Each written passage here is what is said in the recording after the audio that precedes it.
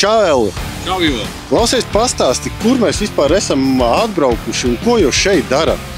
Čau! Tātad tu esi atbraucis ciemos pie MRG Partners, kas nodarbojās ikdienā ar ceļu projektēšanu, būvēšanu, dažādu laukumu izbūvi. Šis mums ir ļoti netipisks projekts, kur mēs esam šobrīd Spunciemā. Mēs veicam dambja nogāzes nostiprināšanu ar sietu. Šis dambis ir 3 km garš, un katrā dambja pusē tika veikta nogāzes stiprināšana.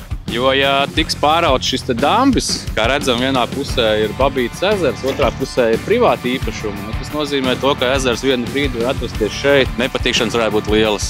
Dienā maksimālais, ko mēs varam izdarīt, ielikt šo metros sietu, ir aptuveni 200 metru. Tā ir tāda laba diena. Un jau sliktā dienā jau ap 150-100 metriem, kur ir dažādi koki, celmi, kas traucē sietu izbūvē.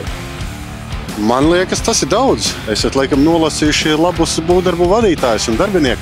Nu jā, un kā redzam, dotajā brīdī mūsu arī labākie bruģētāji šeit strādā. Artūr, ko teiks par šo darbiņu? Ko mēs ar Ķēžu Bobi daram šeit?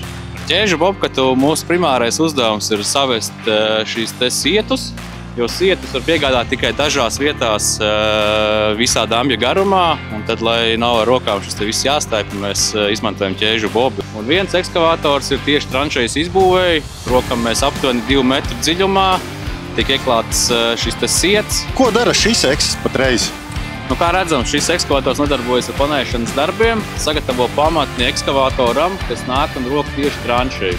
Tiek noņemts pamats, lai nākamais ekskavators, kas strādā, viņš rok taisnu bedri un tranšeju neaizbūs. Ja arī tavam projektam ir nepieciešamā zemes darbu tehnika vai arī kāda cita veida tehnika, droši zvani Storentam vai man.